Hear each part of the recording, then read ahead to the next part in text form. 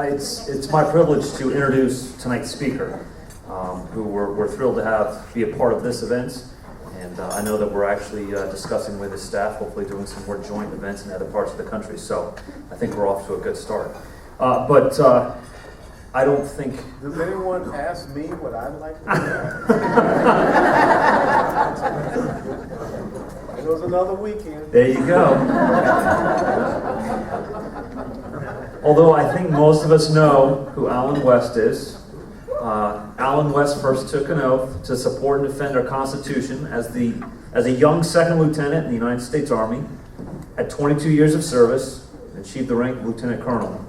In 2010, he again affirmed that oath when he became the first black Republican from Florida to serve in the United States House of Representatives since Reconstruction.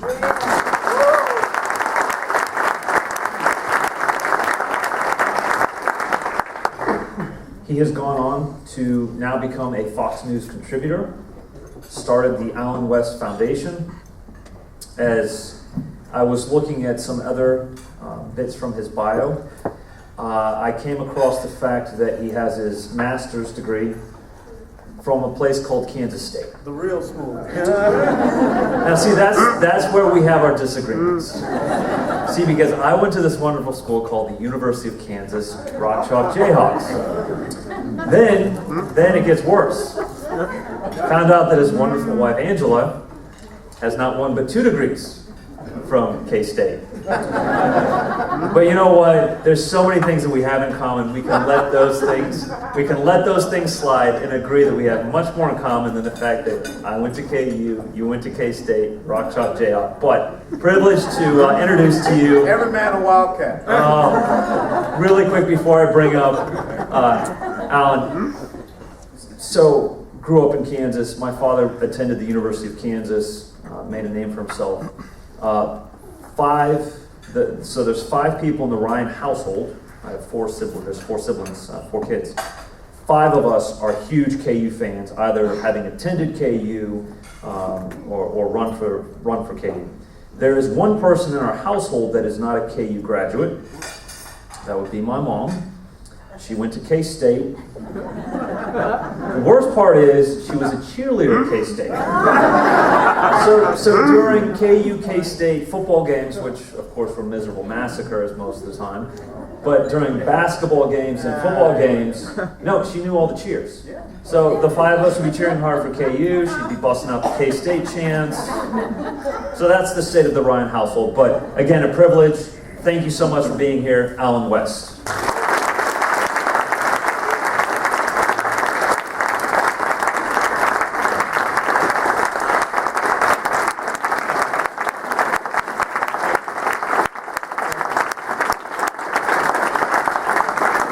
Thanks so much. It's good to be back down here in Broward County and to see all the familiar faces. You know, when you see someone like Danita Kilcullen that did the very first event for us, a meet and greet at her home back in March of 2008 when I just got back from Afghanistan. And so many of you, you know, we have the National Committee man here, Peter Feynman, that represents us to the Republican National Committee from Florida.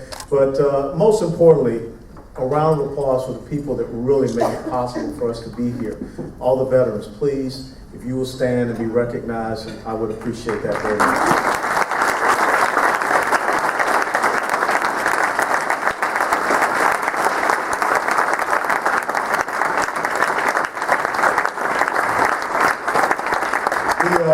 The good thing about being here with my wife, Angela, is that this does count as a date. So I'll be good for maybe till next weekend, or maybe not, now that I recognize that. But, you know, I have to thank Ned so much and Scott Spages, very dear friends of mine. We were neighbors living down here in Plantation. And, you know, chances are we might be moving back down this way because my wife does not like northern Palm Beach County.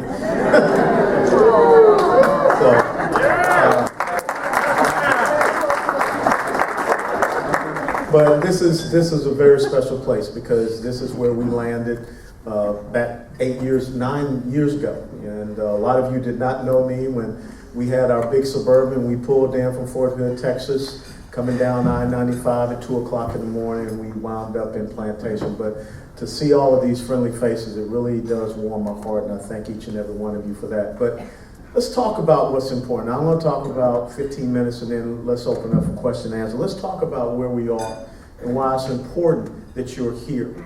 You know, there's a very simple quote from Plato that says this: "Those who refuse to participate in politics shall be governed by their inferiors." And I think that that little simple maxim is so relevant to today. You know, so often people have gone through their lives, you know, taking care of their children, taking care of their businesses or what have you, and they just lost the eye. They lost the bubble. They were not paying attention. But yet this whole thing, this, you know, progressive movement that started at the turn of the century, you know, now has reached its nexus and where we find ourselves today. You know, I carry a little simple thing, and those of you that know me, you know, I'm from Georgia, and I have to write things down. Unemployed Americans in January of 2009 was 12 million. Now it's about 11.8 million. Unemployment rate 7.8% in January 2009, now it's 7.6%. But if you take the time to read the U6 computation, you really find out that the unemployment rate is closer in the United States of America to 14%. When you calculate in all of those people that are not even counted anymore, when you calculate all of those people that are not on full-time employment, they're underemployed. So the situation is actually a lot worse than these numbers would portray. But what is interesting is that our workforce participation rate in January of 2009 was 65.7%. Today is the lowest that it has been in almost 35 years at 63.5%. Gas per gallon in January of 2009 was $1.84. Now everyone's celebrating that, wow, we got gas per gallon down beneath $3.50.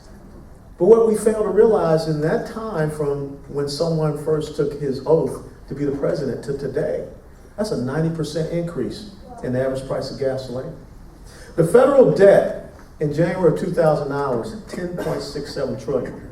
That's still not good. But as of the 5th of July, the federal debt is $16.9 trillion. And it's slated to hit $17.1 trillion before we hit the new fiscal year, a 58% increase. The debt per person has gone from $34,731 to $53,453. Debt per person. That means even a child that is born in the United States of America, that's their part of the debt in this country. We have now gone from 32 million Americans on food stamps to 47.7 million Americans on food stamps. We have more Americans on food stamps than the entire population of the country of Spain. Home values, okay, this is a good news story. I mean, they were $172,100. Now they're at $208,800. But when you sit and listen to Mr. Ben Bernanke, he says, we're going to keep depressing those interest rates and we're going to keep printing money. How many people know how much money that the Federal Reserve is printing per month in the United States of America? $85 billion per month is being printed. And we're talking about trillions of dollars. Now, you saw what happened when Chairman Bernanke just basically intonated about stopping the printing of money. What happened a couple of weeks ago? You saw about a 600-point decrease in the Dow Jones Industrial Average. Now you see an increase because why? He said, you know, we're going to continue on with this policy. And we're going to continue on with this policy until what? We get unemployment down to 6.5%. I don't think that's going to happen. But what we're creating, even though we see these numbers with home values, you're creating another bubble. Just the same as the bubble that happened with the Community Reinvestment Act that came under Jimmy Carter 30 years later. All of a sudden you had a mortgage meltdown. All because government came in and said everyone has a right to own a home. And they all of a sudden did policies, getting rid of Glass-Steagall. So now all of a sudden mortgage-backed securities get sold off all over the place. Not within banks here, but banks all across the entire world. Americans in poverty, January of 2009, 39.8 million. As of 5 July, Americans in poverty, 49.1 million. That's a 9.3 million increase. Insurance premiums. Remember you was told that the insurance premiums were going to be going down. In January of 2009, insurance premiums were $13,425. Insurance premiums today, as of 5th of July, $15,745. That is an increase of 17%. The misery index, and if you don't know what the misery index is, go back. That was something created during the Johnson administration. It looks at a sum total of a lot of different economic factors. Misery index on January 2009 was 7.8%. On the 5th of July, the misery index was 8.96%. This is what happens when those who refuse to participate in politics all of a sudden find themselves being governed by their inferiors. Now, there are people here, and we are in a church that would say, well, it's not the responsibility of Christians to get involved in politics, because all we know is that we want to live a greater life and, in the afterlife and in eternity and all of that. But your responsibility is for just governance. And if you let your children down, then the blessings that God has intended for them to have here on earth, they won't even have that. And that's why we have to stand up. Just recently, you all see all the man in the street, the little camera things. There was just recently one where a young lady was out on the Washington Mall. And she went around, she asked people, what do you think about Eric Holder and Fast and Furious? And there were people who said, well, I hadn't seen that movie yet. Now, we laugh. But these are people on the Washington Mall. The Department of Justice is what, maybe a block away? And these people don't know who the Attorney General is, and they didn't think that Fast and Furious is a movie. This is the sad state of affairs in our country. And this is why we need you all. Because Obama for America did not go away. It is now Organizing for America. And it has now become the incredible Leviathan that is all over the United States of America, all over communities, meeting in homes, talking about how they will continue to do exactly what the president said 5 days before the election in 2008, when he said, we are 5 days away from fundamentally transforming the United States of America. And shame on us, because no one said, what the heck does that mean? Why would you want to fundamentally transform the greatest constitutional republic that the world has ever known? You can't sit this out. You can't surrender this. There are so many people that always come up to me and they say, why should we fight? It seems that everything is against us. Tony Mann from Sunset just left. I had a good little joke for him. Too bad he's not here. But you have to continue to fight. Think about what just happened last week. I know everyone's going to say, oh yeah, it was Independence Day. No, think about what happened 3 days before Independence Day 150 years ago. It was a battle at a place called Gettysburg that fundamentally did change the course of the Civil War and did make sure that Jefferson's words, we hold these truths to be self-evident, that all men are created equal, that those words would ring true. But if you were the Union forces on the first day at Gettysburg, you got schwacked. When Buford ran into that lead force of Lee's army, they were pushed back south and west of the town. But did they quit for the day two? One of the greatest stands that we will ever know, one of the greatest acts of leadership we will ever know was Colonel Joshua Lawrence Chamberlain. Not a trained military man. As a matter of fact, he was a professor of rhetoric at Bowdoin College in Maine. But at a time when he was told one simple thing, you must hold this position. You cannot retreat from this position. This is the end of the line. And Joshua Lawrence Chamberlain, on that hot July afternoon, when his unit was being depleted, when they ran out of ammunition, they ran out of water, and the Alabamans kept coming, he said one simple word: I ordered the bayonet. Now, back some time ago in 2009, I took that one simple word. Now, of course, a lot of people said West is crazy, he's radical, he's violent, whatever. But they don't understand metaphysically what that word means to us as Americans. Because Joshua Lawrence Chamberlain, an ordinary guy, an ordinary professor, that was cast into a situation that was beyond comprehension. If you've never been to Gettysburg, go and stand on Little Round Top and look down and imagine what it was like on that day. And he saved that day, he saved the Union Army, and on day 3, they won that battle. This is what you have to do. You've got to make that stand and understand that you cannot retreat. You cannot move off of this round top. Even if you run out of ammunition, even if you feel that you have expended all of your efforts, all of your energies, you need to go on the offense. The problem with us is that we don't go on the offense. We sit around on our heels and we're always playing defense. Well, any of you guys that have been in the military, and myself, you know one simple thing. You don't damn win on defense. You win on offense. And that's what we have to start doing. So as activists, as candidates, this is what you have to do. You have to take your message to every single community. You have to take your message every single place. All of us have BlackBerry, Blueberry, Crackberry, all this kind of berry on our hips. You know, iPhone, iPad, iThis. We all are very happy to send around these crazy little jokes. Or we're all happy to send around the video of the cat playing the piano or what have you. The statistics that I just read to you, every day on a website called Next Generation TV, we update that every month. Pull that down and send that to someone. Because that's the level of conversation that we have to people. We have to be able to talk to people about what is affecting their life each and every day. We have to talk to people and say, you know, do you really know why food commodity prices are going up and gasoline prices are going up? Well, as long as this little guy keeps cranking out a money press, that's going to deflate the value of your money. That's going to cause these prices to go up. And then they get to understand how monetary policy, how fiscal policy, how tax policy.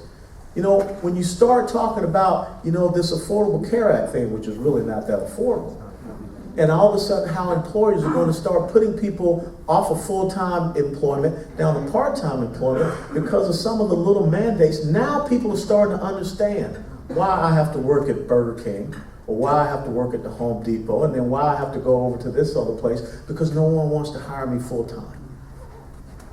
That's the level of conversation we have to have with people, to engage with them, to get them to understand why things are not that great. You know, today I had a meeting over there at the Ritz-Carlton. I was looking out and people were out there on the beach and having a great time, jumping in the ocean, whatever. It's kind of like being in the Matrix. Some people need to take the blue pill and understand the real world that they're living in. But unless we go into the Matrix and challenge them and make them take that blue pill, they will continue to live in this fabricated world where they think everything is okay. But one day is coming. There is a crash coming. There is a bubble that's going to be burst. And if we cannot convince people, if we cannot get them to see that, then not only are we cheating ourselves, we're cheating our future generations. We're cheating our children and our grandchildren. And that's not the American legacy. That's not the American dream. That's not what we're supposed to be doing. Understand who you are and what you believe in before you go out and speak. I think that's the biggest problem that we have. Sometimes we go out, we're full of you-know-what and vinegar, and we want to go and do the best. You know something? Then we get buzzed down. You got to understand your core principles. Your core principles of limited government, of fiscal responsibility, of individual sovereignty, of the free market, and a strong national defense. Don't allow the other side to collectivize us. That's what they want to do. There's all kinds of different people out here. I'm not talking to different people. I'm not talking to different groups. I'm talking to Americans. I'm talking to people that are concerned about their country. I'm talking to people that understand what, you know, life, liberty, and the pursuit of happiness means, not the guarantee of happiness. And if we can't understand our fundamental principles, if we can't understand our values, just the same as when you play football. You know, folks I always ask people, how do you win in football? Where people say, well, you score more points than the other. Well, you sure. But how do you really win in football? You win by blocking and tackling. That's the fundamental. And if you don't understand the fundamentals of a constitutional republic, then you can't go out and successfully engage the other side and fight them. And then you have to study them and understand what they believe in. Understand that they believe in nationalizing production. And what does that mean, old Colonel? That means that they want government to have more control over every aspect of your economy. Look at the automobile industry. Look at the healthcare industry. Look at the energy sector. I mean, when the president comes out and starts talking about a war on coal, what it's going to mean for Americans and their electricity. When people start talking about the creation and expansion of a welfare state, I just read to you what is happening in our country. We're moving away from an opportunity society to a dependency society. And you're at that tipping point. You know, Mitt Romney kind of messed around when he said that 47% thing. If Mitt Romney had simply read de Tocqueville's Democracy in America, there was a great quote that said that a democracy cannot exist as a permanent form of government. It can only exist until a time when the majority realizes that they can vote their own largesse from the public treasury. From that moment on, the democracy will cease to exist. It will collapse because those people will now, and politicians will now, start to provide more benefits and promises to the masses. And that's where we are. When you look at what just came out with the Affordable Care Act, when we're saying we're not going to even verify people for their income. What does that mean? People can just go up and say whatever, and you're going to get a government subsidy. That is how we have to have the conversation with people in this country. Now, let's talk about where we win. We win at the county level, Chairman. If you go back and you do the analysis, Mitt Romney won almost 78% of the counties in the United States of America. Barack Obama won about 22 to 24% of the counties in the United States of America, but that gave him that 51%. This is where the fight is. And it is really in our inner city population areas, and that's why we have to be strong. We have to take that message here. If you don't think that we can win South Florida, if you don't think that we can go into a black community and win, you should have seen what just happened in New Jersey, where the black ministers came out and they endorsed Chris Christie. Why did they endorse Chris Christie? For one issue, school choice. Because those ministers said, I'm a Democrat, but here's a man that stands for something that affects my community, because I need to see our children being educated.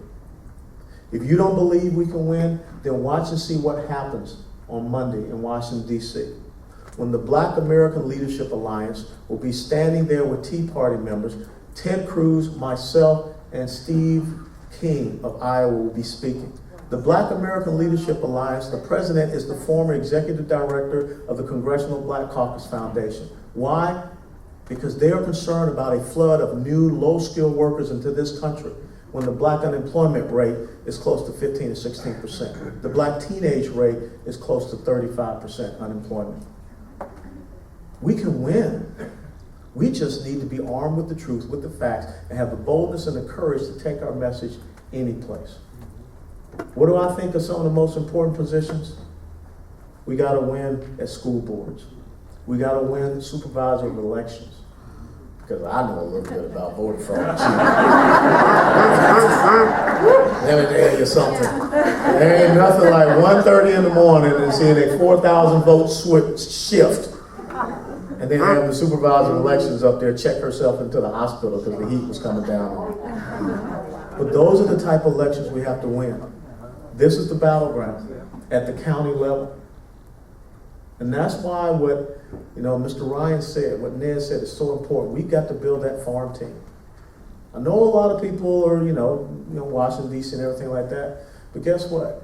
In the military, divisions don't win battles. Squads and platoons win battles. If you got good, strong squads and platoons, that means the companies are strong, the battalions are strong, the brigades are strong, and the division commander can just sit around and drink coffee because it's being taken care of. That's where we win. So this is what I want you to do.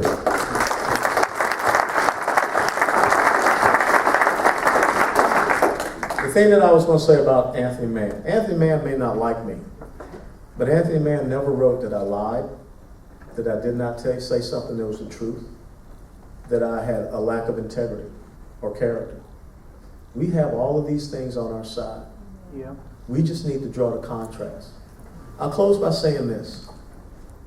When Ronald Reagan ran against Jimmy Carter, he made a clear contrast.